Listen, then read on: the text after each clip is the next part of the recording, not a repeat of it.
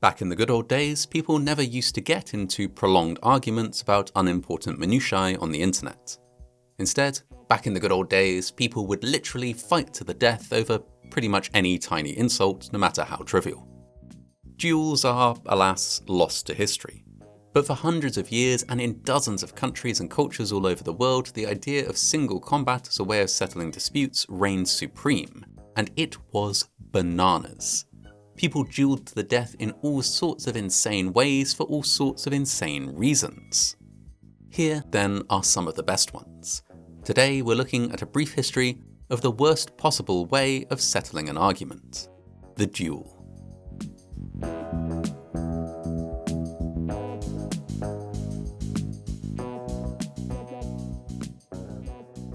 First off, let's take a quick moment to establish exactly what a duel is. It varies from culture to culture, of course, but the basic ingredients remain the same. A duel is one-on-one combat in accordance with a pre-agreed set of rules used as a way of settling an argument and restoring one's honour. Honour. That's a funny word, isn't it? What it means is kind of subjective, but basically your honour is besmirched whenever you think your honour is besmirched. Sometimes people would duel for legitimate-ish reasons. In the American Old West, it was sometimes used as a way of dealing with criminals. Legendary lawman Wild Bill Hickok is allegedly the survivor of many a duel with many a rampaging outlaw, including one where he prevailed by pulling the age-old "oh my god, look what's happening over there" ruse, then shooting the guy when his back was turned. Justice. But for every pistols at dawn between a good guy and a bad guy, there's a duel to the death over something absolutely ridiculous. Like when Lord Byron, not the famous one but his great uncle, slew his good friend William Chaworth in a duel over whose estate had more birds. Or when famed astronomer Tycho Brahe lost part of his nose in a duel with a close friend over which of them was better at maths. These aren't exceptions, by the way. History is littered with ridiculous duels. Fatal or near-fatal duels have arisen from arguments about someone writing in the margins of a library book, someone's dog shaking water onto a woman's dress, someone putting on the wrong hat, over the result of a game of billiards, and over the correct spelling of a Greek word. And this type of thing has been happening for a long time. Roman Emperor Julius Caesar wrote about his observations of dueling in Germanic tribes, and then later went on to pioneer the incredibly unpopular 47-on-1 duel when he was stabbed by a bunch of angry senators. Since then, dueling has variously been made illegal, made legal, codified, made compulsory for military officers, made illegal again, banned, frowned upon, immortalized in song and screen, and codified again several times over in several different countries all over the world.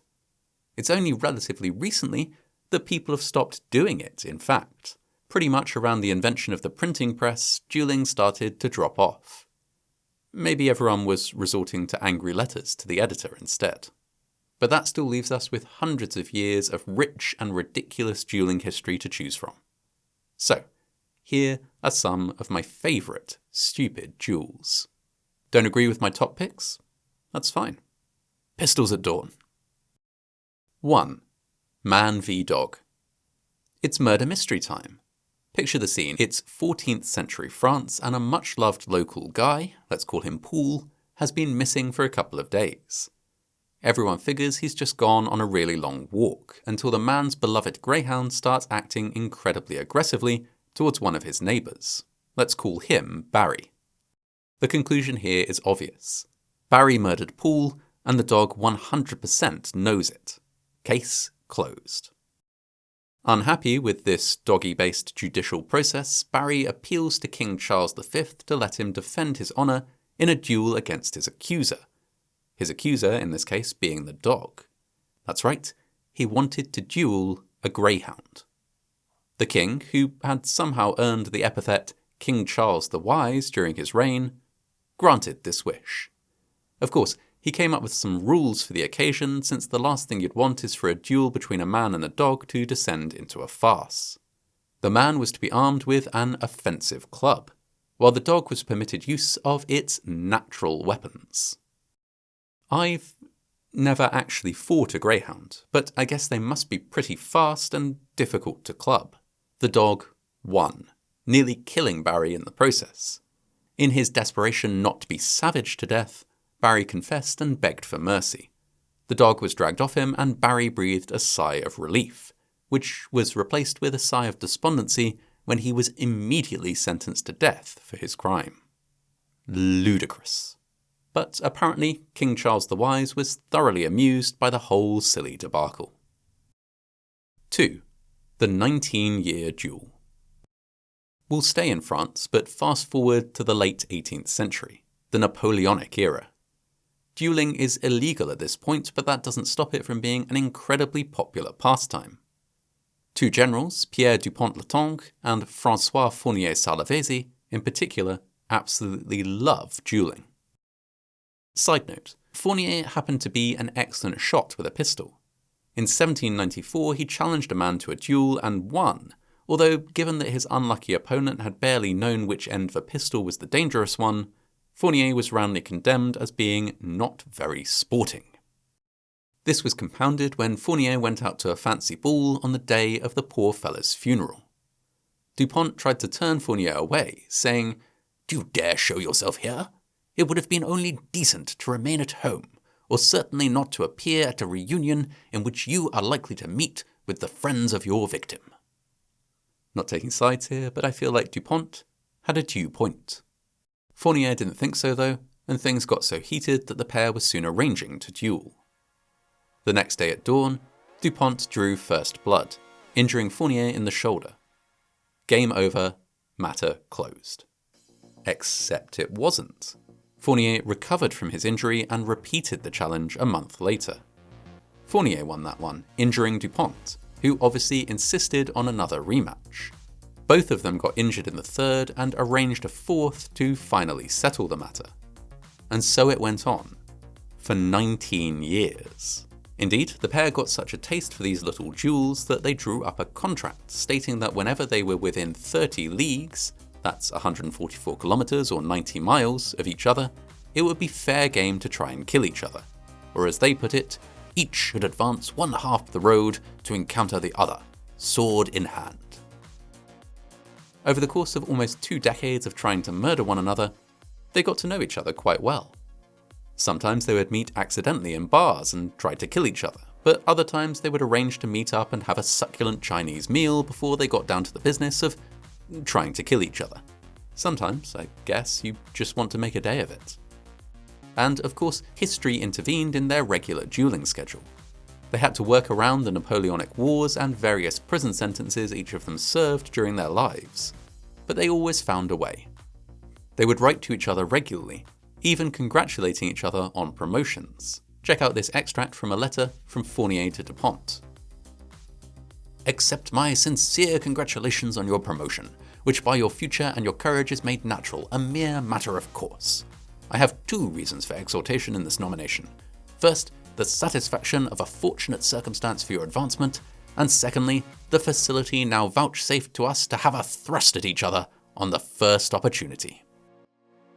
Eventually, in 1813, Dupont was considering retirement from the forces to give him a chance to spend time with his wife and 2 young children. He didn't want to jeopardize that with dueling. So they arranged one final meeting in the woods outside of town. This was it. The big one, the final battle, the showdown, the duel to end all duels. It turned out that Fournier had an appointment with his tailor, so they had to reschedule. Anywho, once they'd sorted their diaries out, they met one final time. 2 pistols each, 1 shot in each gun. Dupont feared that the only way Fournier was going to give in was when he was killed. But Dupont didn't want to kill him, so he hid behind a tree and stuck out first a shoulder and then his hat. Fournier, an incredibly accurate marksman, shot twice, hitting both of these dummy targets, but causing Dupont no damage. Out of bullets, Fournier knew he had lost, so offered himself up for an easy shot. Dupont, though, did not fire. Instead, he made Fournier agree to an end to the dueling forever. The two left the scene and never saw each other again, and eventually, over a century later, Ridley Scott made a film about it. 3. The Naked Politician. Let's hop over to Britain now, where in 1806 two members of Parliament were having a few too many drinks and playing cards together. During a game, Henry Barry, the 8th Earl of Barrymore, accused Humphrey Howarth of cheating. Howarth's measured response was to punch his accuser in the face, giving him a black eye. The Earl of Barrymore wouldn't lower himself to physical violence, unless said physical violence was organised in advance, and so challenged Howarth to a duel the next morning. 4 hours later, the two men stumbled out to the meeting point at Brighton racetrack, presumably still feeling the effects of the previous night's indulgence. Word had spread about the duel, and so a crowd had assembled. It's not every day you get to see two MPs try and shoot each other after all. The atmosphere in the crowd turned from tense excitement to amusement, though, when Humphrey Howarth, MP, began removing his clothes. As he stripped, he explained. When he was younger, he had worked as a surgeon for the British East India Company, during which time he treated many people for gunshot wounds. He had learned a major cause of death wasn't the bullet itself, but from infections, which were often a result of dirty clothes that got into the wound. So, he had decided to strip down before the duel to save himself from infection. There's nothing like the sight of your local MP without any clothes to sober you up, and that seemed to be exactly what the Earl of Barrymore needed to see the ridiculous nature of what he was about to take part in. He called off the duel, and the matter was considered settled. 4. The Airborne Duel.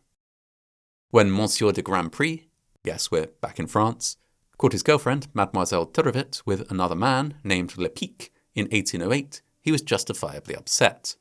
The only way that he saw fit to rectify the matter was to challenge Le Pic to a duel. That was par for the course, as we've seen, but there was a twist to this duel. It was to take place in the sky, in hot air balloons. Technically, these were gas balloons that had been invented about 25 years prior to the duel, and the two men seemed keen to experiment with them. Mademoiselle Turrevet was a renowned dancer in the Paris opera scene, so you could imagine that she was an incredibly illegible bachelorette, coveted by many Parisian gentlemen. A standard duel just wouldn't do.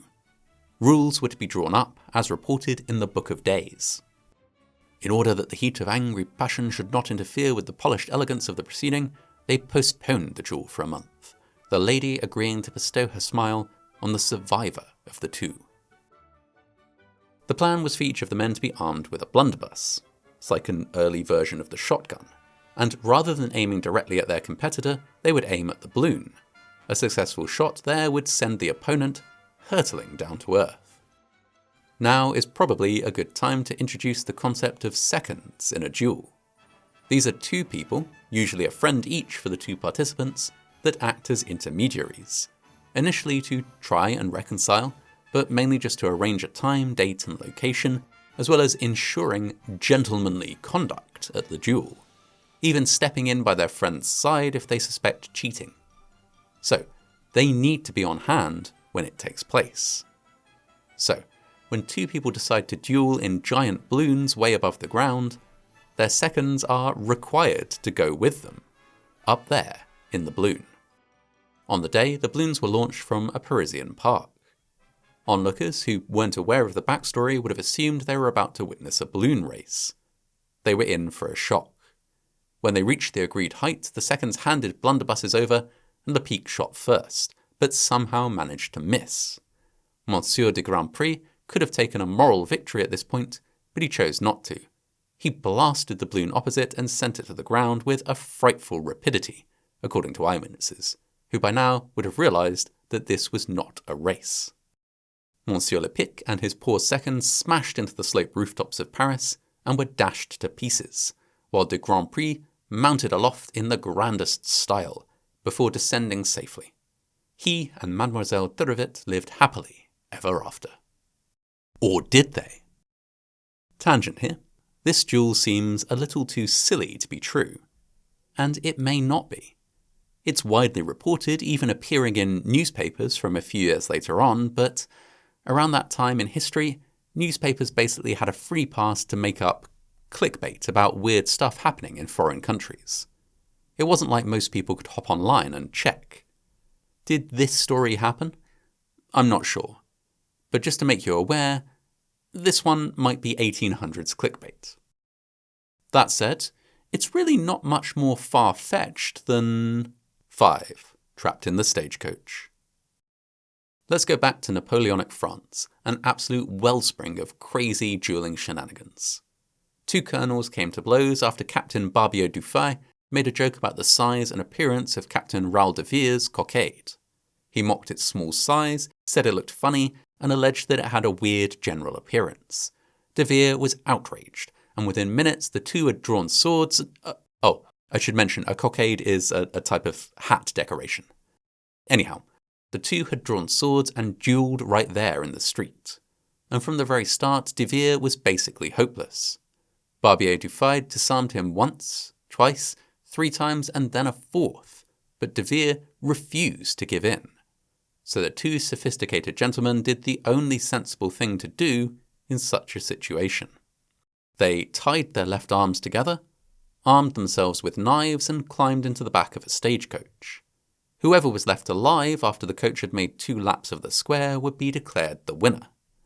Wild as this sounds, by the way, I don't suggest you try this as a way of settling a grievance.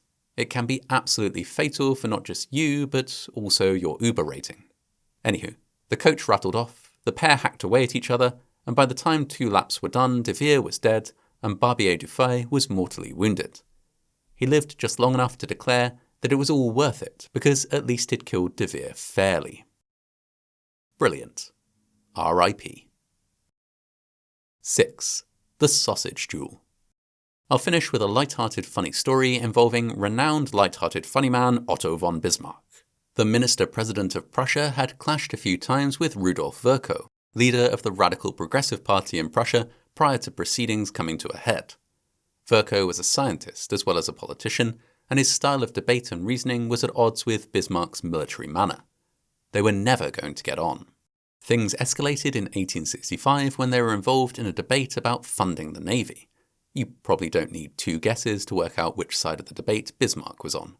During an exchange, Virchow said, "If the Minister-President has read the report, then I do not know what I shall say of his honesty." This got a chuckle from some members of the House, which rubbed Bismarck up the wrong way. He demanded satisfaction if Virchow refused to retract his words. Virchow did not retract his words, so the next day, Bismarck sent the challenge. According to the 19th century book, German Political Leaders, this is what happened next. "Oh," said the doctor, "a challenge from Prince Bismarck, eh? Well, well, as I am the challenged party, I suppose I shall have the choice of weapons. Here they are." He held up 2 large sausages, which seemed to be exactly alike. "One of these sausages," he said, "is filled with trichinae. It is deadly. The other is perfectly wholesome. Externally, they cannot be told apart. Let His Excellency do me the honour to choose whichever of these he wishes, and eat it, and I will eat the other." Though the proposition was as reasonable as any duelling proposition could be, Prince B's representatives refused it. No duel was fought, and no one accused Virchow of cowardice. It says a lot about duelling that the proposition of eating a poisoned sausage represents one of the most sensible conclusions to any of the duels we've looked at in this video. Anyway, there you have it. Some of the most ridiculous duels imaginable. Needless fights over tiny insults that claimed tens of thousands of lives throughout the bloody progress of history. Just be grateful that we live in more enlightened times, when people have finally learned to settle their differences in a calm and measured fashion.